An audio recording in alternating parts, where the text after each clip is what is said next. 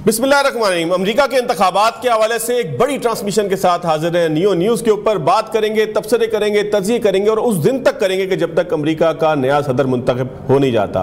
किसके नाम को रफ़ाल निकलेगा, ये फैसला अमेरिकी अवाम ने करना है। हम लम्हा ब लम्हा आपको अपडेट्स देते रहेंगे। इसी सिलसिले का पहला प्रोग्राम आज हमारे बहुत ही खास मेहमानों के साथ है। मेरे साथ स्टूडियोज़ में अमेरिका से आए हुए एक भारत से और एक पाकिस्तान से बहुत ही खास मेहमान हैं।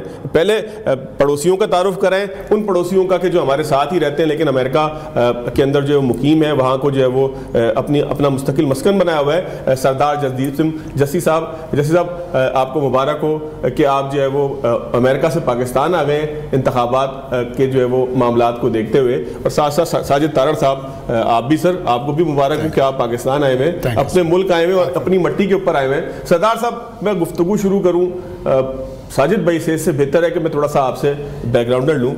आप कैसा फील कर रहे हैं पाकिस्तान आके?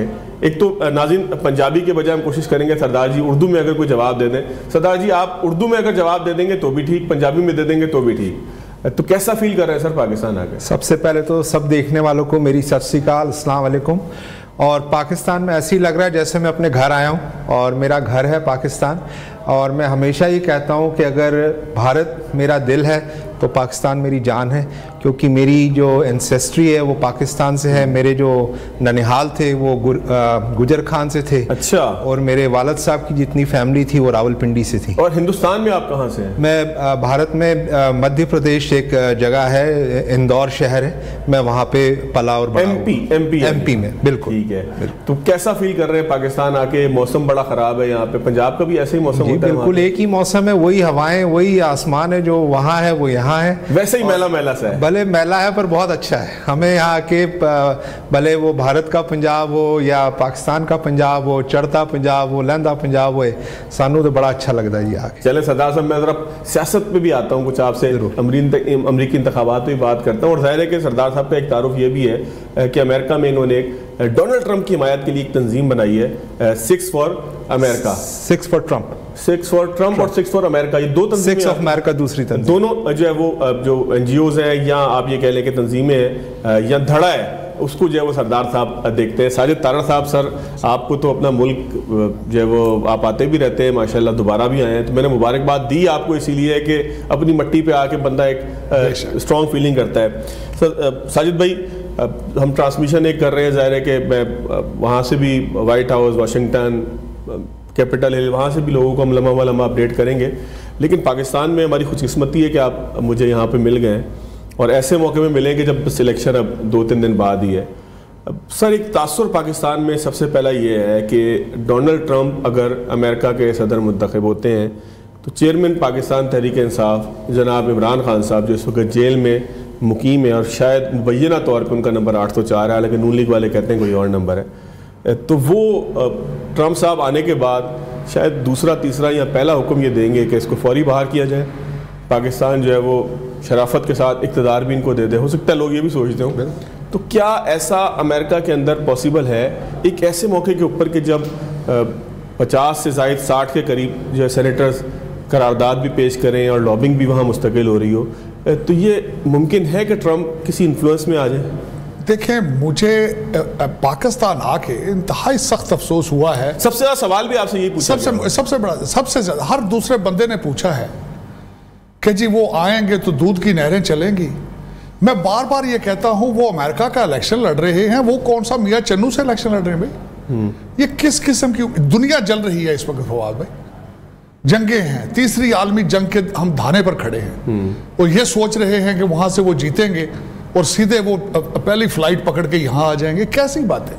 लेकिन इस वक्त अगर देखा जाए तो ये पार्टी सिर्फ 3-4 यूट्यूबर्स की पार्टी है, बल्कि मैं उनको हमेशा कहता हूँ कागजी चीक गोयराज हैं। कुछ उनमें से मुल्क से बाहर भागे हुए हैं। अच्छा। हाँ, 4-4 हफ्ते पे वो मेडिकल चेकअप कराने गए थे तो भागे हैं, या तो खुशबू लगा के पाकिस्तान आए तो यहाँ आके जिहाद की तैयारी करें कि ये सियासत नहीं। लेकिन तारड़ साहब, ये आपने भागने की बात की, इसी से एक और सवाल पैदा हुआ कि पाकिस्तान में यहाँ की जो रियासत है उसको एक शिकायत है कि बहुत से लोग खास तौर पे अमेरिका के अंदर भी बैठे हुए हैं। तो कोई अमेरिका का ऐसा कानून नहीं है कि दूसरे मुल्क में किसी फसाद को, किसी प्रॉब्लम को अगर कोई क्रिएट करता है? देखें, यहाँ पर बहुत से ऐसे वाकयात हुए हैं। अभी पिछले दिनों एक निजी कॉलेज का, एक यूनिवर्सिटी का वाकया हुआ जो बिल्कुल झूठ था, फेक था, उसको भी बहुत सारे बाहर से के अकाउंट से रिट्वीट किया गया। यानी कि मुल्क में आग लगाने का सबब ऐसे वाकयात जो होते हैं, उनमें लोग निकलते हैं तो पता लगता है कोई वाशिंगटन में बैठा है, कोई न्यूयॉर्क में बैठा है, कोई शिकागो में बैठा है, कोई बाल्टीमोर में बैठा है। तो ये कोई कानून नहीं है वहां पर कि जो कानून, सबसे बड़ा तो इस कौम को ये पता होना चाहिए कि इनके ज्यादातर जो इनके कागजी शेर हैं वो डुअल सिटीजन हैं। यहां वारदात करके फौरन भाग जाते हैं। एक तो इनको ये पता नहीं चल रहा है। दूसरा देखा जाए तो मैं इससे एग्री करूंगा कि किसी ने बाजवा साहब की तस्वीर फ्रांस में ली थी, वीडियो बनाई थी, उन्होंने डिपोर्ट कर दिया। दुबई में तस्वीर लगाई, डिपोर्ट कर दिया। 3 बच्चियों का जेल में भी रखा, जेल में 3 बच्चियों का केस हुआ इंग्लैंड में। उन्होंने अदालतें 24 घंटे चला के 150 लोगों को सजा दी, और यहां पे अगले लाहौर से आके अपना बंदा उठा के ले गए। बिल्कुल ऐसी। यहां आप डेली बेस पे पूरी एस्टेब्लिशमेंट जुडिशरी के गिरबान फाड़ते हैं।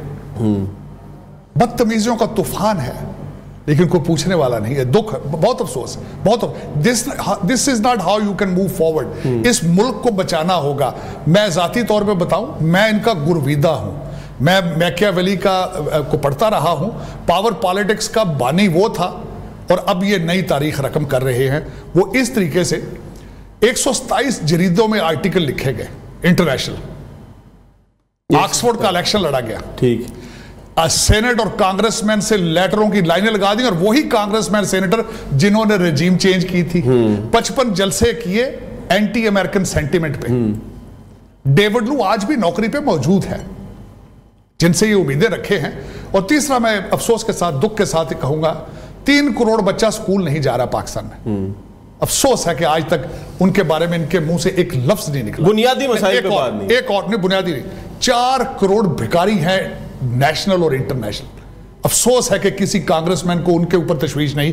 गाजा जल रहा है, 45,000 लोगों का जेनोसाइड हो रहा है, किसी कांग्रेसमैन को उनके बारे में तशवीश नहीं है। ये क्या वजह है कि अमेरिका का पेट खराब है, ये समझते हैं सिर्फ एक पाकिस्तान की पॉलिटिकल पार्टी पे।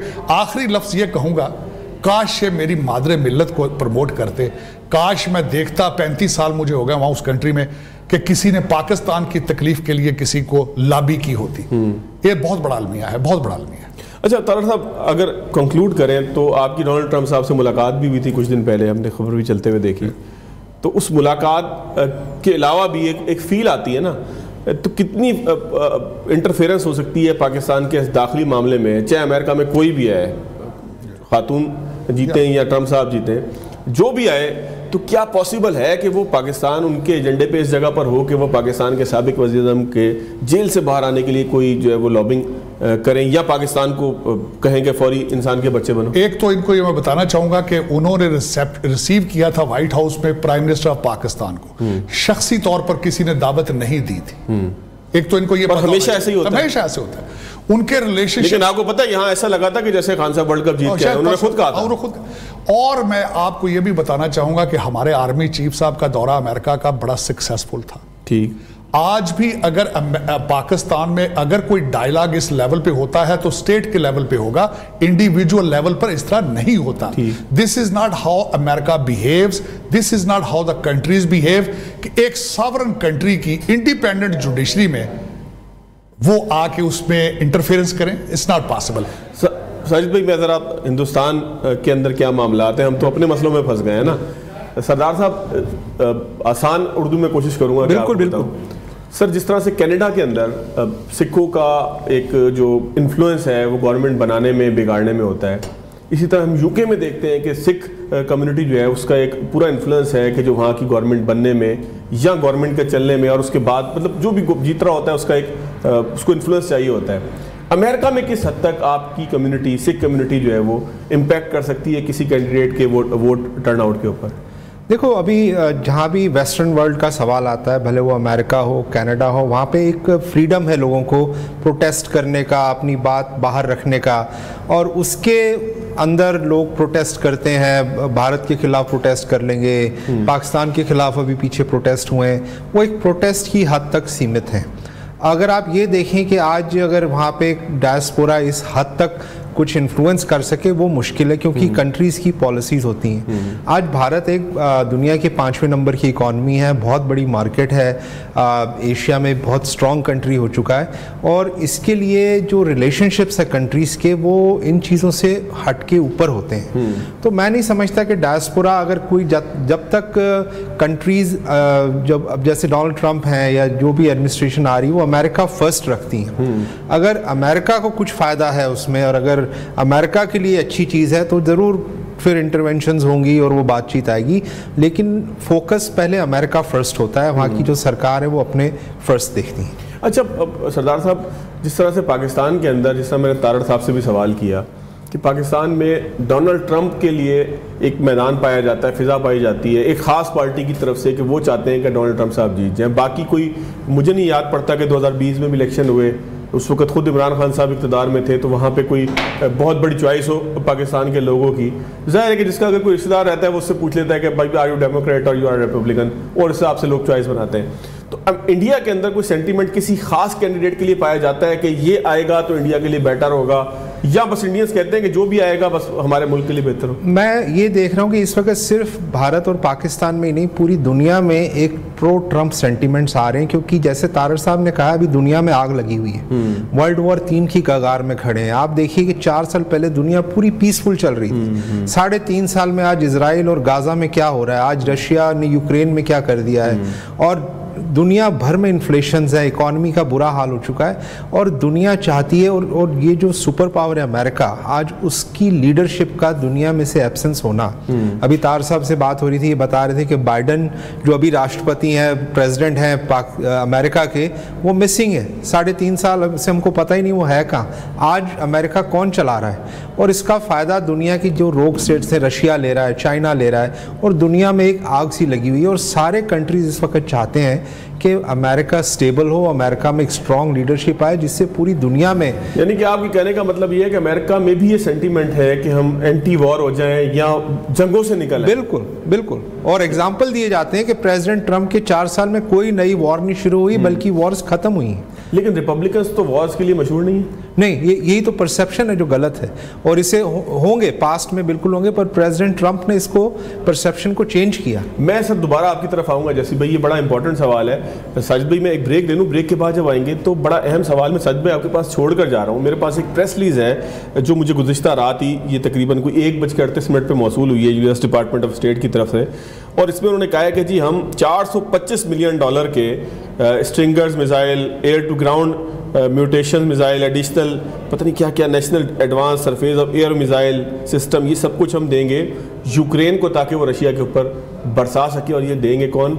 ये जो है वो अमेरिका की तरफ से यूक्रेन को दिए जाएंगे। तो क्या आने वाले वक्तों में दुनिया ये समझेगी कि जंग से वो दूर हो रही है अगर डोनाल्ड ट्रंप साहब आते हैं या रिपब्लिकन आते हैं? एक ब्रेक के बाद बात करें।